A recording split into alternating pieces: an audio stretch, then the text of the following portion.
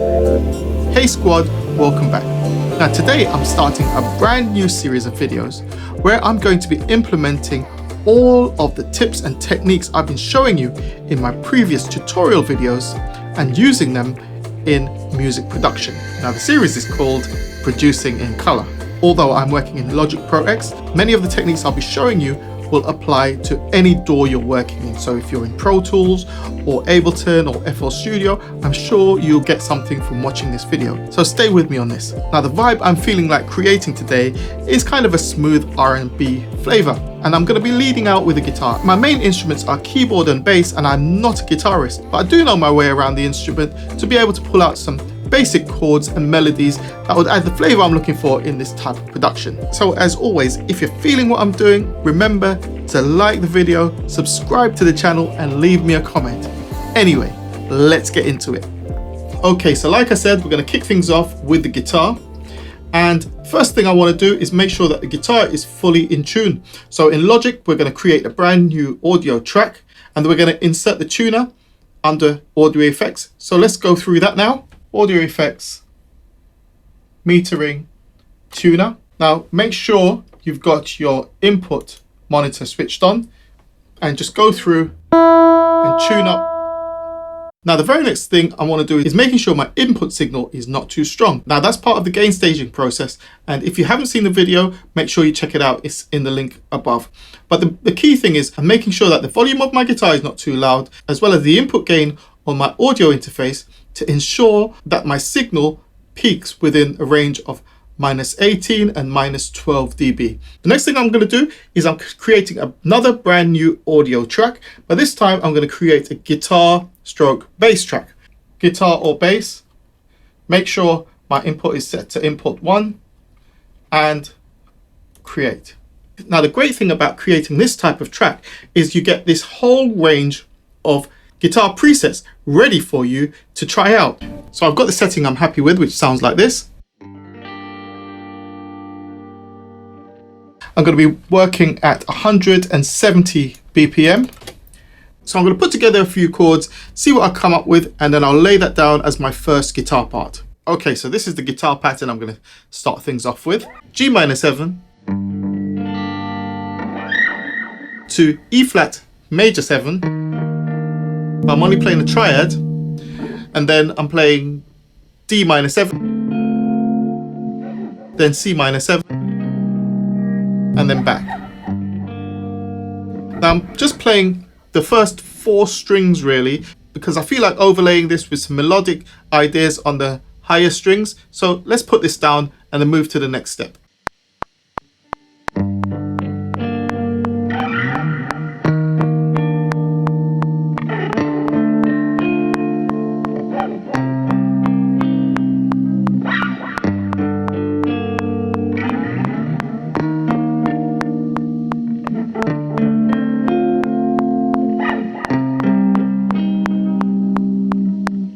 Okay, so I've duplicated this audio track right here, the guitar track. Okay, so it's time to put down the second guitar part. It's just going to be a simple top line, and I'll put a harmony down later on. So let's get this one in.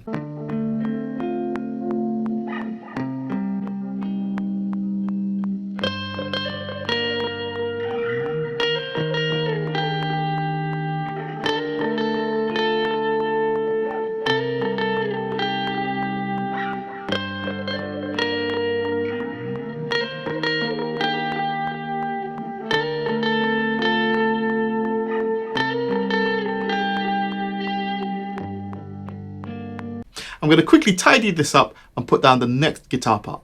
Okay, so here's my third and final guitar part, and the track is building up into something quite emotional, and I'm looking forward to laying down the keys and the drums and the bass and all of that. So let's get this one down, do a bit of a tidy up, and then we'll move on to the other part.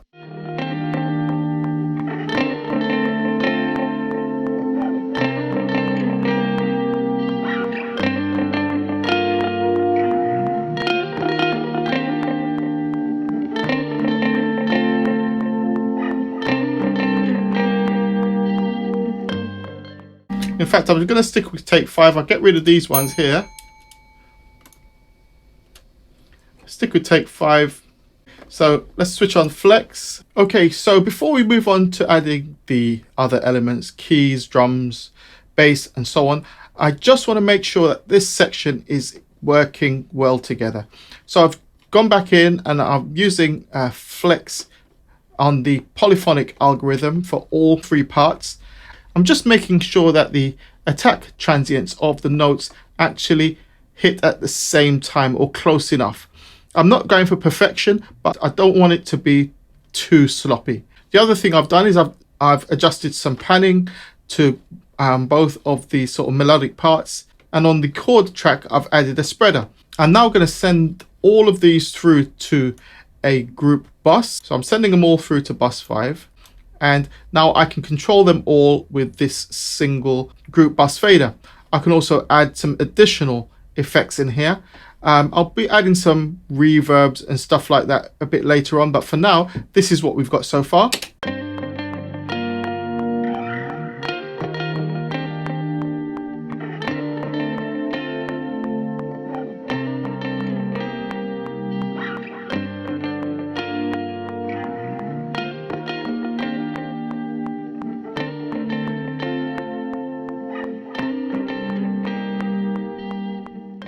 Okay, so now I've got the guitar parts down, I'm going to add some additional layers, and I'm going to go in now with some piano. I've just worked out a piano pattern, which is going to complement what we've got going on already. So here's the piano part.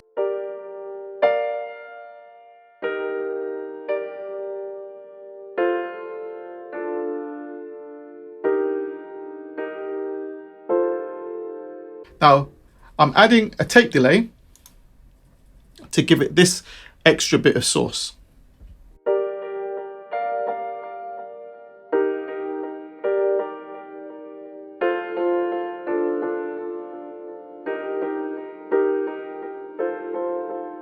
Okay, so let's drop this in.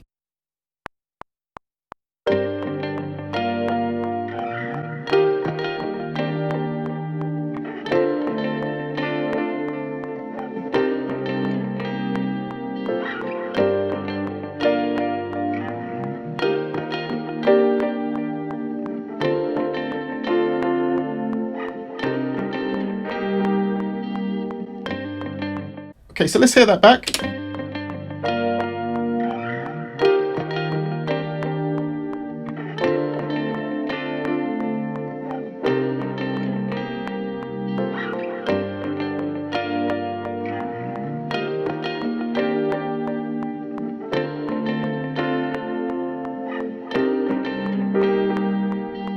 Okay, so just this last chord right here, this is the one. I just want to tidy this one up a little bit. I'm just going to quantize that one. So it's just a little bit early. Let's pull it to here.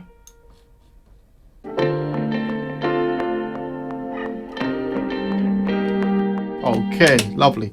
Okay, I think I'm going to add an additional melody line to the piano, something like this.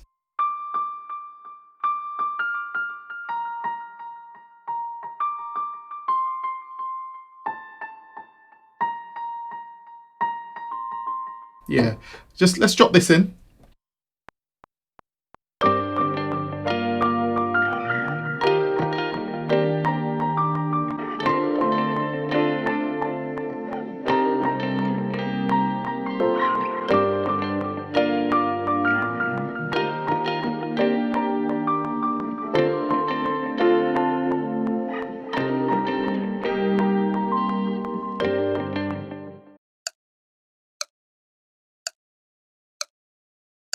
I think if I add some pads now, that will add to the emotion building up. So let me find something that's going to work and add that in. Now I found a really cool pad sound in Logic on the retro synth. In fact, all of the sounds, all of the synths I'm using are actually stock Logic synths. So this is the sound.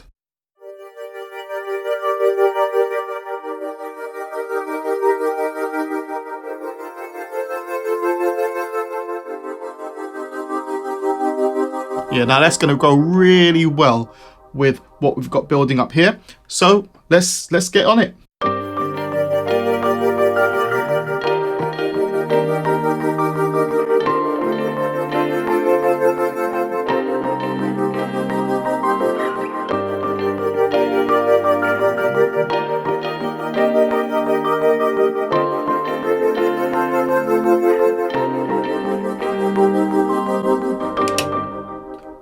Cool. Yeah, building up really nicely. I'm going to add one additional pad layout. So let me just put this in and then we'll move on to the bass and the drums. Then I'll add all of the rest of the colors and it'll be a wrap. Okay, I've added another cool pad layer. Again, the synth I'm using is the retro synth. And it's amazing what lies beneath the surface of these great synths. Add some effects and some processing and the results are brilliant. Now the idea behind this production is to add new colors to the overall picture. So let's have a listen to how these two new elements interplay with each other.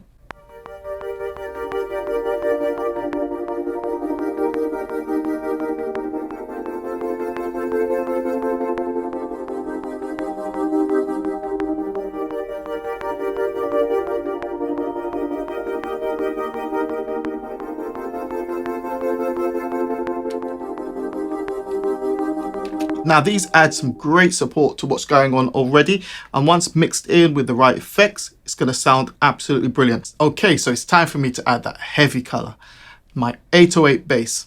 Now today I'm going to be using an 808 bass sample within Alchemy.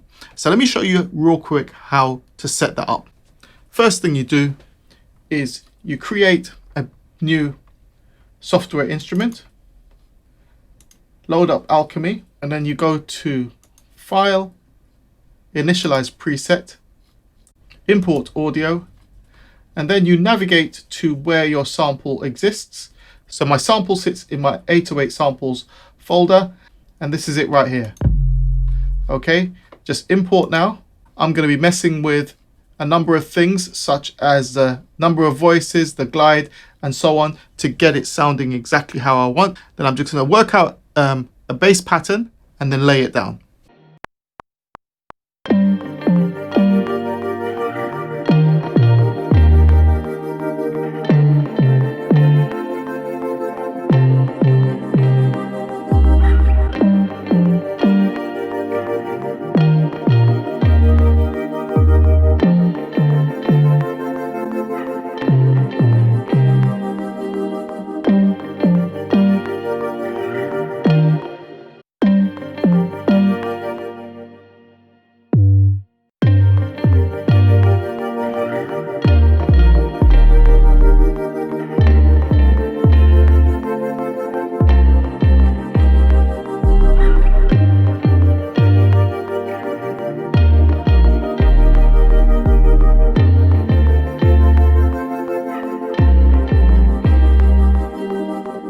So I'm going to edit this up until I come up with the pattern that I'm really happy with, and then we'll add our drums. Okay, so this is the bass pattern I came up with.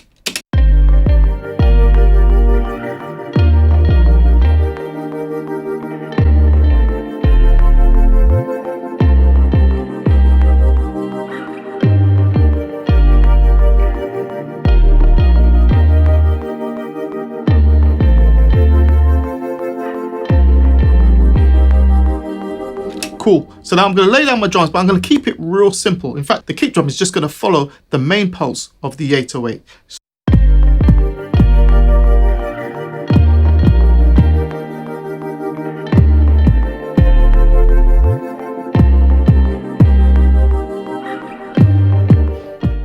Okay, so here's a track so far. The key elements have been added. So I've got my guitars are up here, my keys are along here, my bass is there, my drums are there. I'm going to add a few more colors afterwards, but this is the core of the track. I'll then go away, arrange it up, I'll do a bit of automation, then I'll come back with a finished product. Okay, so before I play out with the track, I just want to say thanks for joining me on this journey, producing in color, and make sure you check out follow-up videos which are going to be dropping real soon. And if you'd like to support me on my journey, go to musictechtraining.com/donate. Until next time, let's play out with this one.